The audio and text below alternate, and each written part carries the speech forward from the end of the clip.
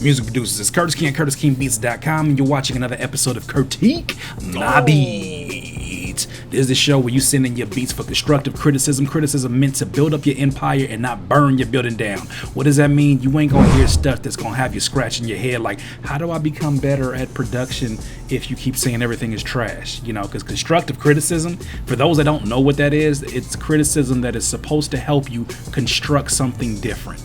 It's supposed to help you and provide you with more information that helps you build. I don't know why people think constructive criticism is just saying things is trash and garbage. That's not constructive. Anyways, that's not what we're here for. If you want to get your beats critiqued, go to CurtiqueMyBeats.com. Please keep in mind we're getting ready to end this season in a few episodes, so if you want to get in on this season, you may want to jump on this ASAP rock. Hurry up and go and get on this. If not, I'll see you next season. However, we're not going to waste any time. I'm going to get my headphones and we're going to listen to the first producer of Z-Day, even though it looks like night over here, Chris White, or his name is Jadanoise Music. He says, thanks for all you do, my brother. Your YouTube content is extremely helpful and encouraging. I've attached 2 beats that I made recently. Looking forward to your feedback. First one is called Secret Cover. Let's listen to it.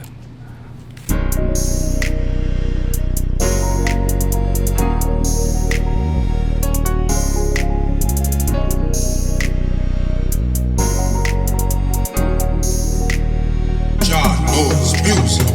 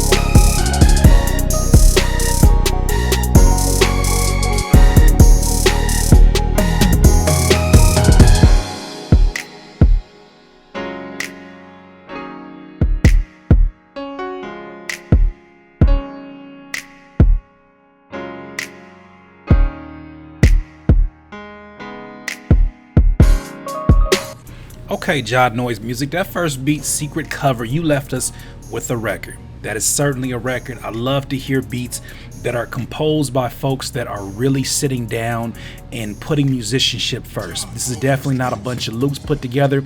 This is somebody who definitely is a musician at heart, probably by trade, and you know exactly what you're doing as you're putting this stuff together. I just love the arrangement of the sounds, like the sound choices that you use. The only critiques that I would have for this particular beat is that I felt that the mix on the 808 could have been stronger. I feel like it could have been more warmth out of that bass.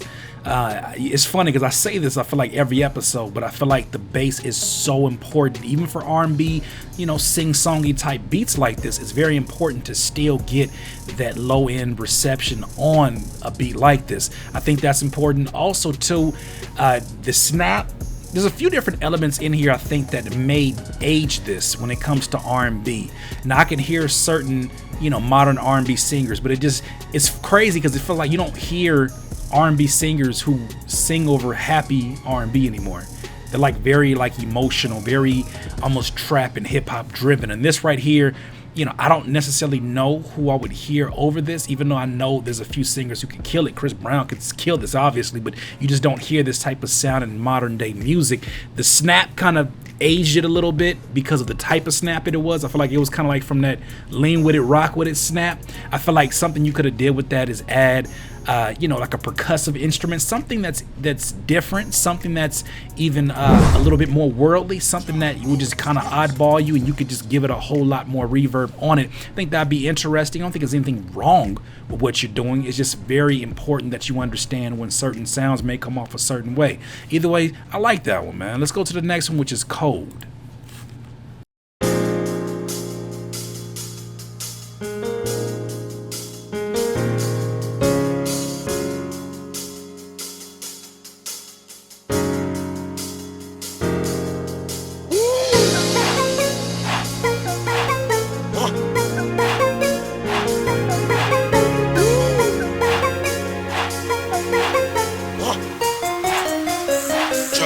Jadanoise music.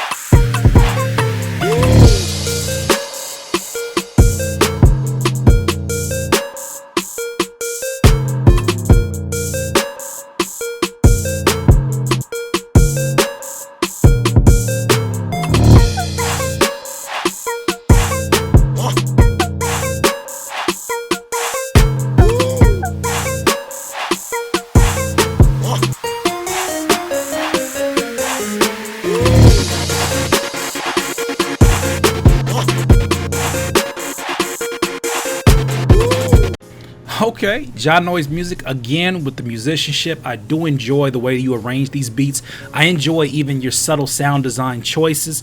I do like your mixing too. Your mixing is very clean, although I feel like this ran into the same issue as the last one. The 808s just felt like such a safe choice in the way that you mixed them. This one actually had something interesting going on, which I don't know if you meant to do that, but it felt like the 808 was either mixed before in stereo and then it got expanded out even more once you put it on this beat, but it just sounded like the 808 was spread out the same way that you would imagine a pad or a piano instrument to be kind of spread out. It was weird the way that it sounded. I don't necessarily know if that's a bad thing, but as I'm listening to it, it does sort of thin out the reception of the beat. As I'm listening to this beat, I'm like, man, it kind of thins out the feeling that I'm getting from this beat because of how widespread that 808 is. I think it loses some of its impact. Now, the snare had a great mix on it. I like what you did with those hi-hats.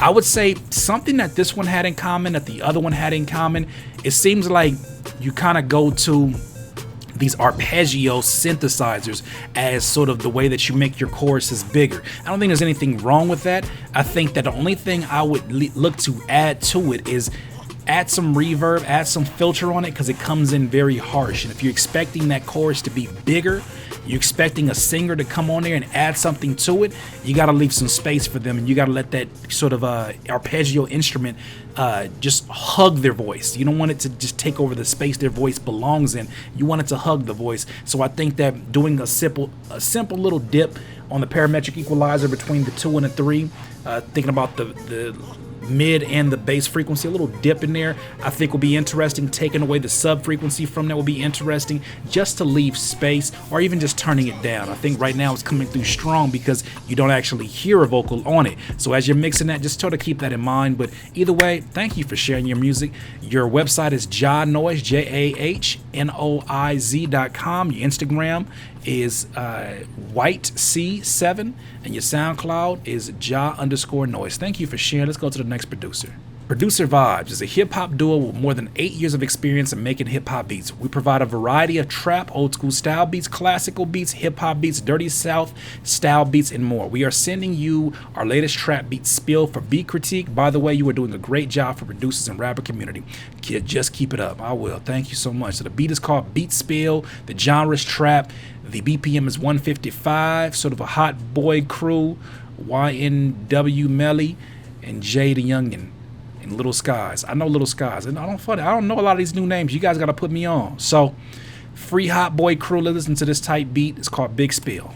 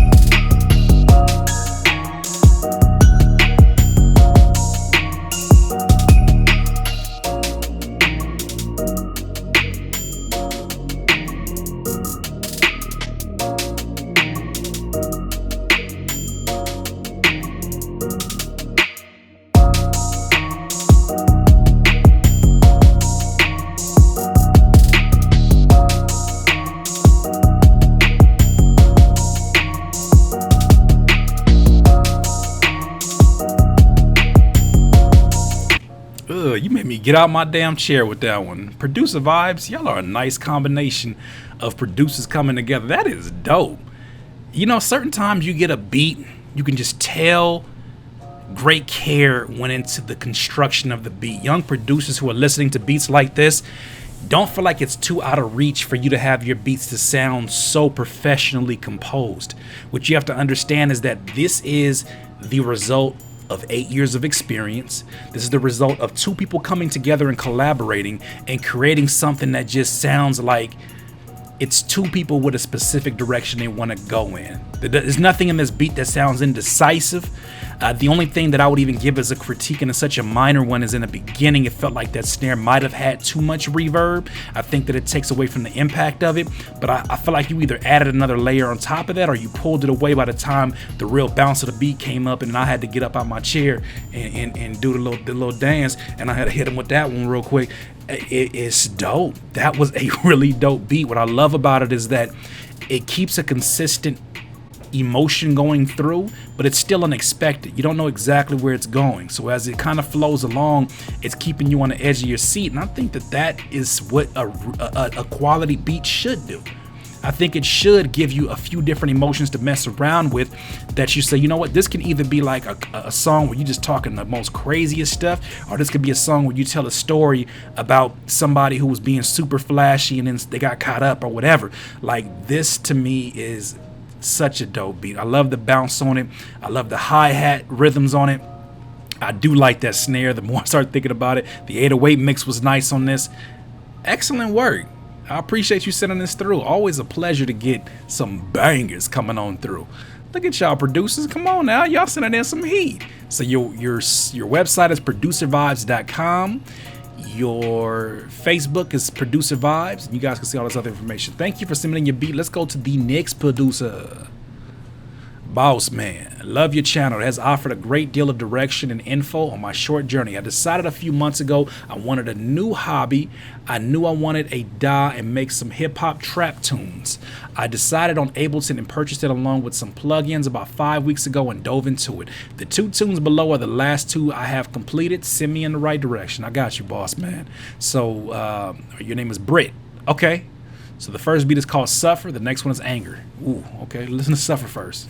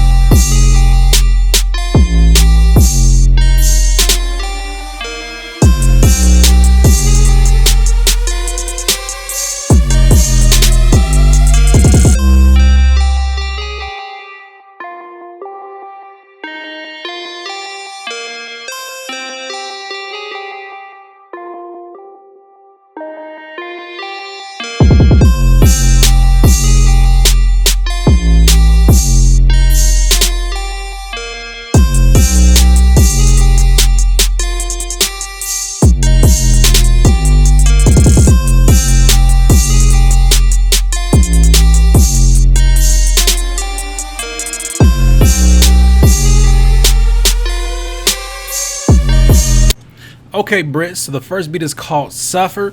Very interesting because it started off so strong. That synthesizer blip sound, that plucks that you had was definitely very alluring. It pulled you in. It made you feel like, okay, what's coming up next? Then you had that sound effect, the sort of riser sound effect that led into that first banging 808 kick. And then it came in, boom, and then that snare. It's snares like that that will piss people off, and it pisses me off when I listen to it, because you could have so much as used another layer of a snare on top of that to give it so much impact. Like, you put so much pressure on that drop that that snare just had to be, yeah. That snare was not, yeah, it was more, You know, when I'll be talking about nipple flicking, yeah, this is what I'm talking about right here, because it's a buzzkill when you got so much momentum, so much strength going into this hypnotic lead sound, which, by the way, I feel like my critique of that is I would have liked to hear other instruments along with that lead sound. I feel like even like some deep dark pads, even like a bass line, sort of that Bryson Tiller Drake bass line that goes through it would have been interesting. But I would have liked to hear more instruments with it. Maybe even some piano keys would have been kind of interesting.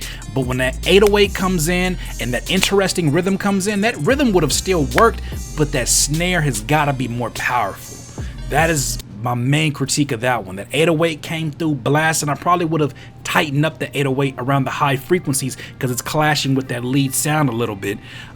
Also, too, I probably would have sidechained the kick to the 808 so that it makes space for the kick, and then it comes through thumping even more.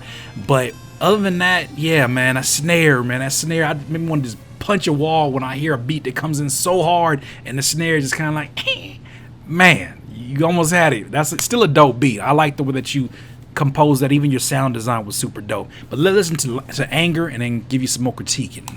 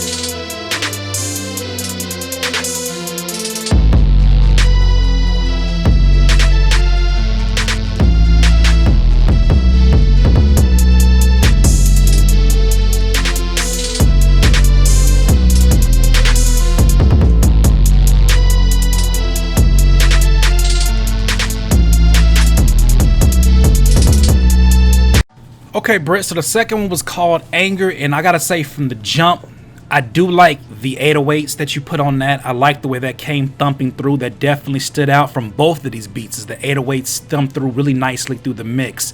As I'm listening to this though, I'm noticing that you're filling in a lot of space with sound effects, but I don't think these sound effects like that, I don't think it's the same key that you're playing with that string instrument. The lead string that you're playing is not in the same key.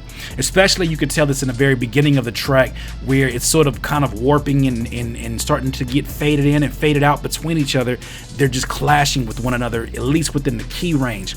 It becomes even more present when the beat drops and that snare comes in. Here's something else I say about the actual drum pattern. The snare was a lot better on this one, but the drum pattern itself, I don't know how often when you're making a beat you try to rap to the beat or even just mumble to it if you don't rap. You should do that, because I feel like these rhythms, although they sound pretty interesting just listening to them, I think rappers in general would have a bit of a difficulty trying to find the beat or trying to rap over it. Can you rap over it? Of course. But I am somebody who's been rapping for well over 10, 12 years. Like, I know how to address a beat like this. I've heard all kind of different time signatures and rhythms. But you got to think, for a young rapper, they probably don't know what direction to go in with this, even though they like it. They'll just start rapping, and then when the snares kind of do that off the rhythm thing it was doing, I mean, it sounds great to listen to here, but when you're thinking about composing an actual song, sometimes it's easy just to go, sometimes it's better to be simple. Just something you just got to keep it simple. And I think in this situation, a straightforward rhythm with some straightforward hi-hats, and then maybe use this as a breakdown before the chorus comes in, or even like the second part of the chorus, would have made this something that it justified that sort of off-ball rhythm. And that way you can keep your, you know, your creativity, because I know a lot of creativity goes into that. But I would say that it sounds like you're trying to fill in a lot of space with a bunch of melodic sounds. You don't have to do that. Even with sound effects, you don't have to do that. You could do that with some percussion instruments in the background. You may even want to use some percussion loops or something in the background to fill in more space. But right now it just sounds like a lot of melodic instruments that are just crowding with each other, and they're not really cohesive or in harmony. But either way, man, you left us with two beats that I definitely would be proud if I was you and I made them. I'd be definitely proud. You know, you put your work in. So that being said, my Ableton using friend, you didn't leave us with any websites, but either way, thank you for sharing it. Please go in the comments and let people know who you are. Let's go to the next producer. I think it's Shinobi Smoove. How's it rocking, big homie? Thank you for taking time out of your day to help a young kid from the Bay Area or Bay improve his craft. I've been making beats and keeping them to myself for some years now, but decided to dedicate and invest in this since last year. My first beat is one of my recent favorites. My second beat, all I have to say is shout out to MacWop and TDE. That beat will be dropping the day this episode comes out.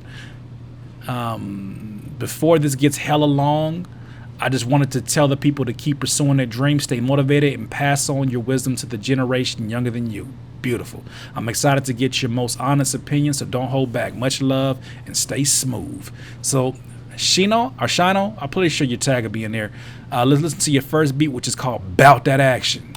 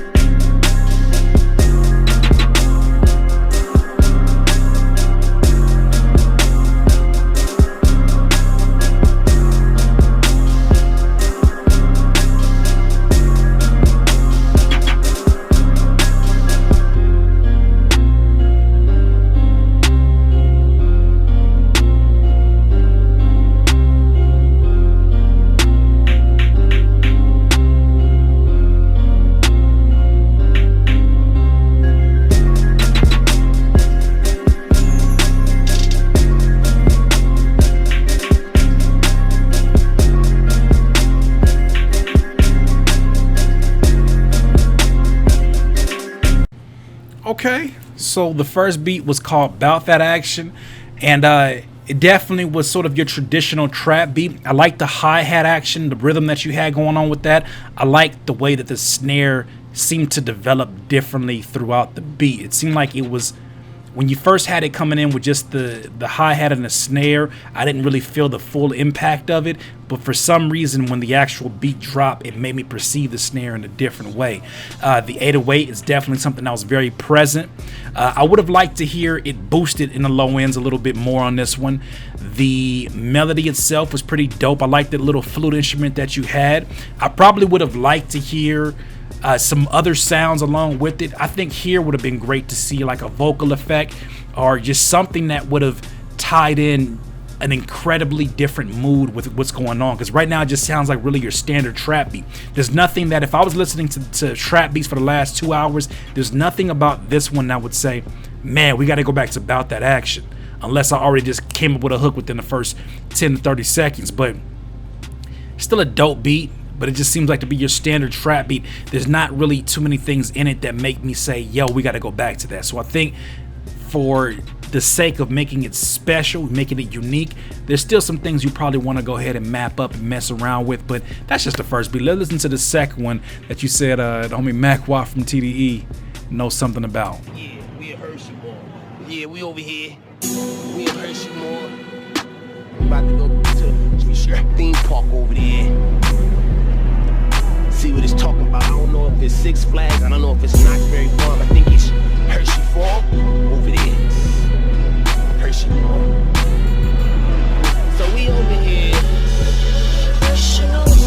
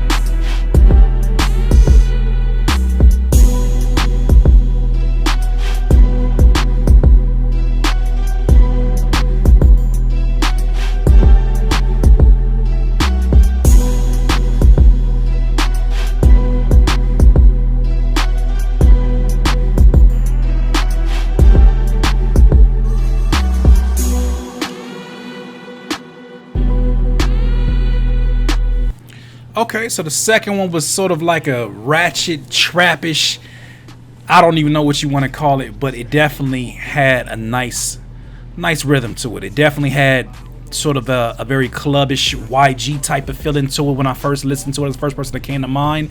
The mix on it was pretty good. I like the 808 mix on it. The actual snare itself, I probably would have experimented with other snares, because I feel like that one in particular that you chose feels like it slows down the track, because the track seems like it wants to move forward, but the snare choice just seems to be a little bit too much going on. Maybe you want to shape it up, envelope it down, and really have it be a thinner snare so that the bounce of it can just continue, especially for a beat like this.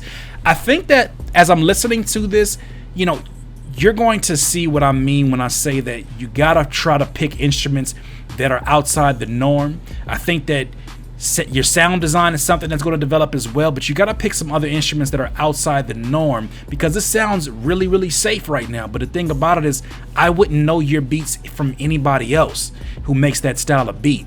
And I think that as you're talking about putting your beats out here, or even trying to sell your beats, I think that you have to really think about the factors that are going to make these beats more unique. I think what I would do if I was in your position right now, I would get with a rapper who has a very unique voice and have them just lacing a bunch of hooks on this. I think that you would do so much better selling these off already having hooks on them, because if somebody catches a vibe and like, ooh, that's dope, okay, I'm gonna delete that and do my own version of that, I think that you would do so much better selling these beats off. They're not bad beats, they're just very safe beats, it feels like. But I feel like that's what we all do. That's what I did when I was first putting in my years, is that the first few beats that I would make, it just kind of sounded like, it's dope, but I don't hear enough of who are you?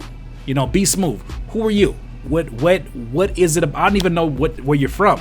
I think you might have left it in here, did you? You said you're from the Bay. Yeah, I want to hear more Bay. I want to hear more Bay Area. I would have liked to hear, even on that second beat, sort of that nice synthesizer, that womp womp, it almost like nasty little synthesizer bass that a lot of the Bay Area sounds use. That'd have been interesting on that one. You know, we got to hear more of your influence from where you're at, and we got to hear more of your personality within these beats. And I think that just comes with time. You know, it took me some time before I could put my personality in my melodies, in my 808s, my drums, and in my sound design. You know, because right now it sounds like it's interesting enough to keep playing the beat, but at the same time, it's not unique enough to go repeat it, if that makes any sense. But either way, thank you for sharing your information, my friend. Your airbit is airbit.com. Man, I'm sorry if I'm butchering your name. Shino, be Smoove. Check them out there. You saw the YouTube channel. I just subscribed to you. Shino, be Smoove. Yeah, man, stop keeping all that music to yourself, man. Start putting it out there in the world and seeing who you can work with. You may even want to start developing an artist and then moving that way as well. But thank you for sharing your music. That is the last producer of the night. So music producers, thank you for watching another episode of Critique My Beats. If you want to be on a future episode, keep in mind we only got a few episodes left before the season is over. Go to CURTIQUEmybeats.com, sign up for whatever package makes the most sense for you. I even have a package that gets you some drum kits to go along with it. But either way, we're here for constructive feedback. I delete anybody in here talking crazy about people's beats and saying stupid stuff like, oh, that's trash, all these beats are trash. No, go take your bitter ass somewhere else because you mad that we're not doing this for free no more and you can't afford to get your critiquing. I'm sorry, don't be mad. Just go somewhere else. Go where they talk about beats and being trash and nipply. Very appreciative of you guys. This is day number 99. One more day before we're to 100 days of consecutive videos. This wouldn't be possible without you guys and without that lady back there laying down, my wife. Shout out to my gang, Dominique, my wife. Anyways, once again, it's Curtis King at CurtisKingBeats.com. Peace.